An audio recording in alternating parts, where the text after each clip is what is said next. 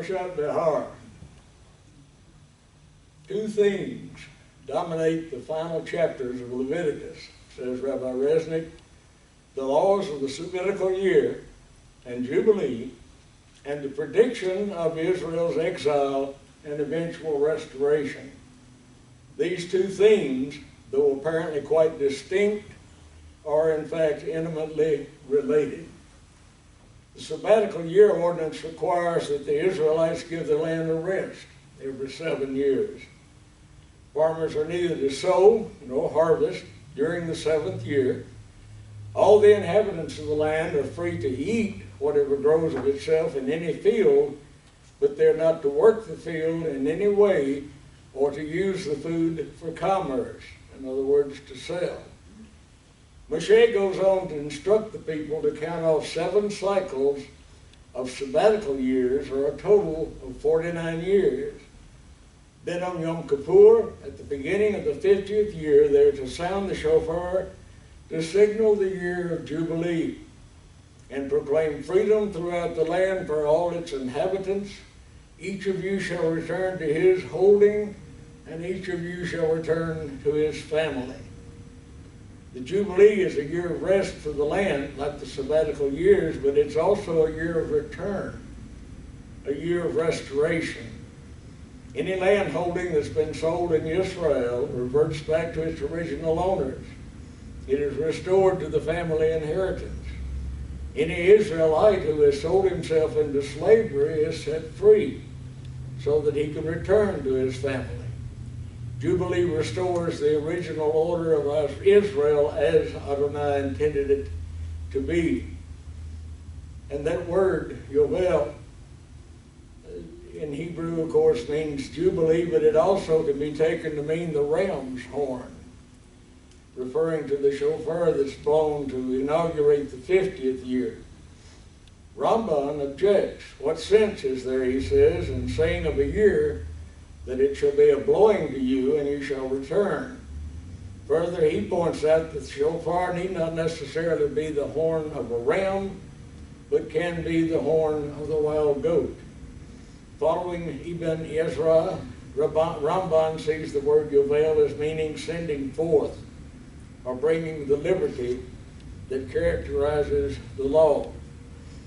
This liberty has profound significance. The land shall not be sold in perpetuity, for the land is mine, and you are strangers and sojourners with me. And the children of Israel are servants to me. They are my servants, whom I've taken out of the land of Mitzrayim, out of Egypt. I am Adonai your God. The Jubilee marks the Lord's possession of the land and people of Israel. Nothing belongs to them but to him alone. Yet remarkably, this status as the possession of Adonai makes the people free, and the Jubilee is the year of freedom. After giving these laws, Moshe predicts that the Israelites will wander from Torah and receive God's punishment: sickness, famine, defeat in war, and eventually exile from the land. Specifically, Israel shall be exiled for neglecting the law of the sabbatical year. Thus, according to Rashi, Israel ignored 70 sabbatical years from its earliest time in the land until the destruction of the first temple. Hence, the exile lasts 70 years to make up for the neglected sabbaticals. This exile, of course, would come, and toward the end of this predicted exile, Daniel the prophet saw that the 70 years corresponding to the 70 neglected sabbaticals are nearly completed, and he begins to intercede for the restoration of Israel. The Lord shows him that another series of 70 sabbaticals, usually literally 77s, lies ahead, and we find those, of course, in Daniel 9. The 70 weeks or the 77s to finish the transgression, to make an end of sins, to make reconciliation for iniquity, to bring in everlasting righteousness, to seal up vision and prophecy, and to anoint the most holy. Pretty busy stuff. Only the Sanhedrin in the days of the temple had the authority to keep count of the year, Jubilee. So that this is one of the laws, Torah, that cannot be fulfilled until all is restored. Adonai himself decrees a final Jubilee that will come to pass in the last days. A Jubilee that will herald the restoration of all things, and especially the restoration of Israel. A prayer in the Shemone Esrei, or 18 Benedictions of the Jewish prayer book, takes up the image of Jubilee to describe the promised redemption. Sound the great shofar for our freedom, and raise a banner to gather our exiles, and gather us together from the four corners of the earth. Blessed are you, O Lord, who gathers in the exiles of his people Israel. As on Yom Kippur of the year of Jubilee, the sound of the shofar calls each one back to his inheritance and back to his family. Israel in physical and spiritual exile is called back to its land, to its people, and to its father, Adonai.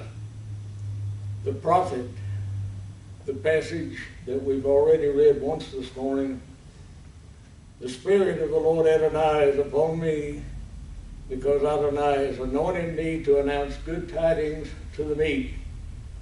He has sent me to bind up the brokenhearted, to proclaim liberty to the captives, and the opening of the prison to them that are bound, to proclaim an acceptable year of Adonai, and a day of vengeance of our God. These verses are the ones Yeshua read in his home synagogue in Nazareth. Today, the scripture is fulfilled in your hearing, he said. It is significant that he left off the last phrase, a day of vengeance of our God. Yeshua was sounding the shofar of a Jubilee to begin with his work in the Galilee, restoring the captives of Israel of that day, the poor, the sick, the outcast, to their inheritances and to their families. This was not the final Jubilee foretold in Torah, which also will be a day of God's justice upon the ungodly. Rather, Yeshua in himself embodied and still embodies the Jubilee to come. The good tidings of Mashiach are a foretaste of the proclamation of good tidings that will take place at the final sounding of the shofar. For those who will not hear, it will be a day of vengeance of our God. The townfolk in Nazareth were not ready to receive his words, but God's purposes for them and for all of Israel remain unchanged. Israel is God's possession. You can tell the UN or anyone else who's interested. And the Jubilee must come when it returns to its inheritance. The history of all nations will culminate in the day of the messianic restoration of Israel.